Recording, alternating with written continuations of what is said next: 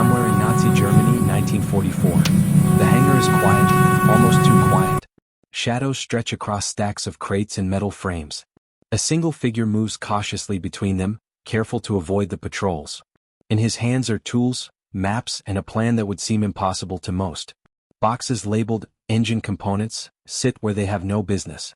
Every step carries risk. Every creak of the floor echoes like a warning. He pauses, listening. The guards are far, but one mistake could end everything.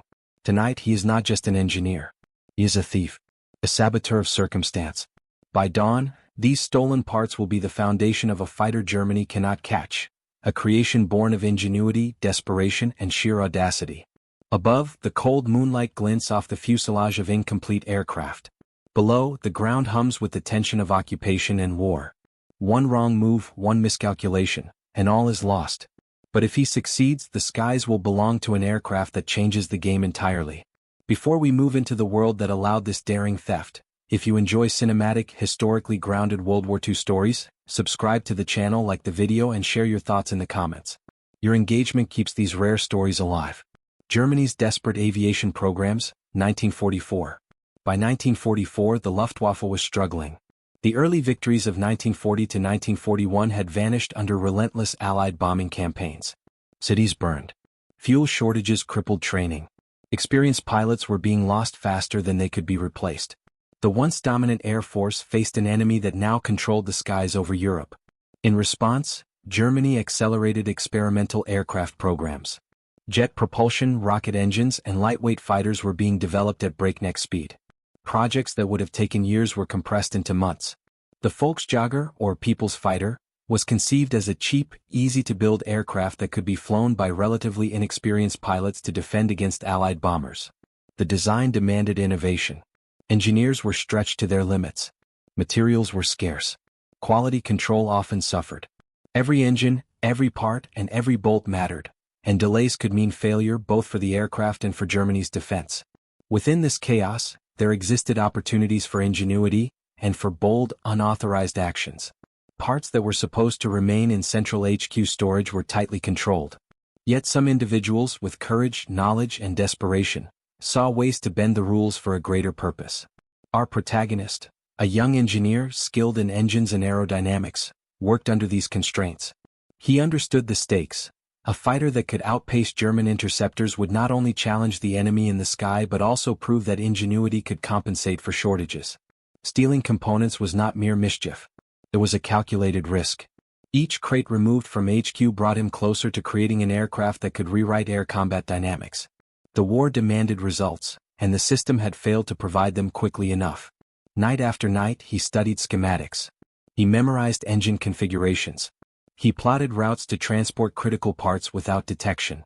In the wider world, Germany's jet and rocket programs were still experimental. The Me-262 had flown, but production delays and Allied attacks limited its impact. Propeller-driven interceptors were outclassed. The Luftwaffe needed a new solution, fast, cheap, and effective.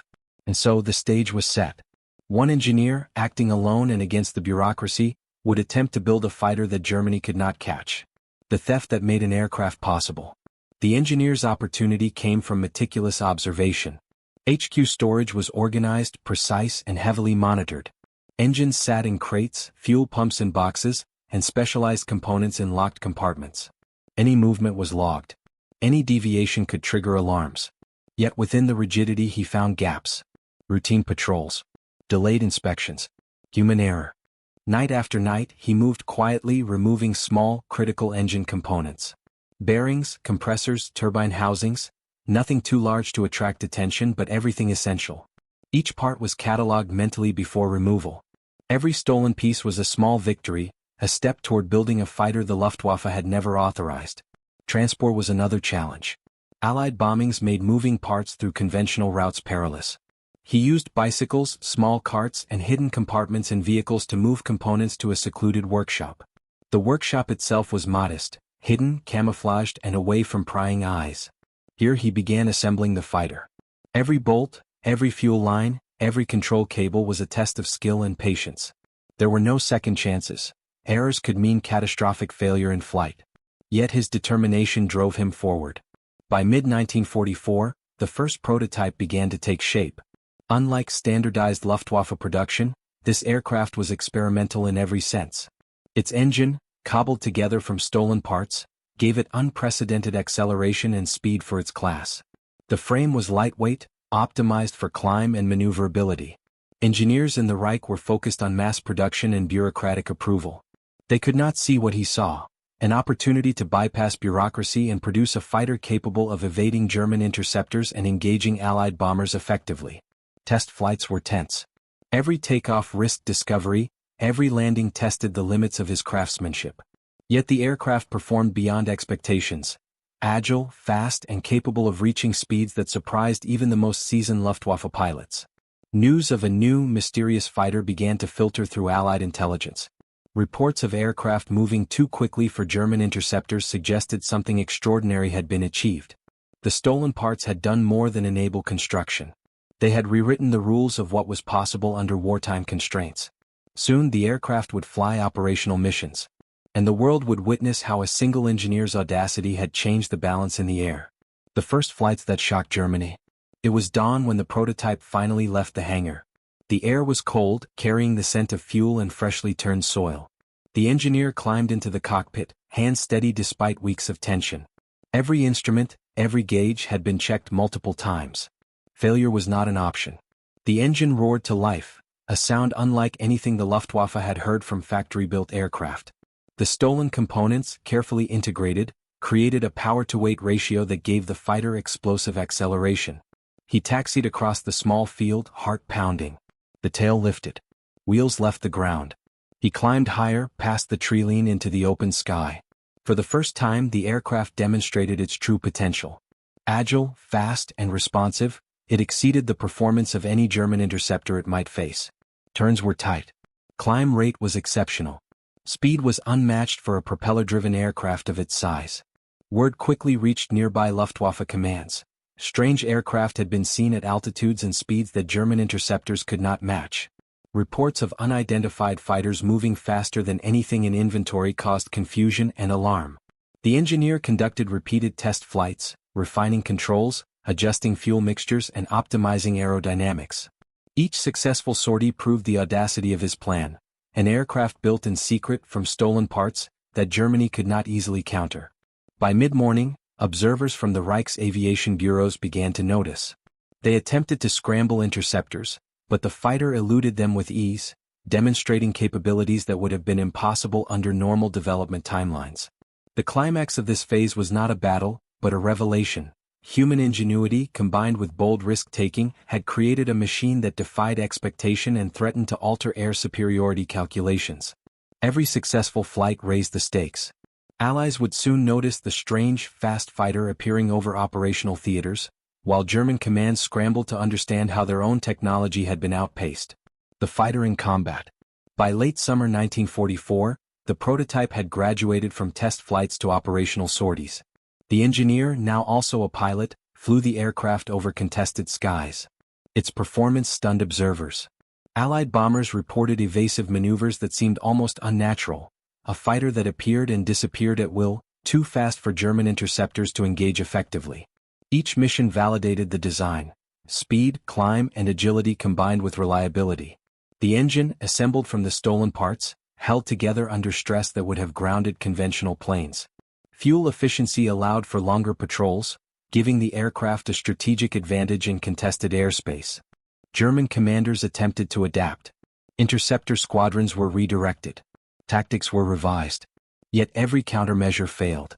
The fighter operated at altitudes and speeds beyond the reach of standard Luftwaffe response. The psychological effect was immediate. Rumors spread within the Luftwaffe. A new, uncatchable aircraft was in the field.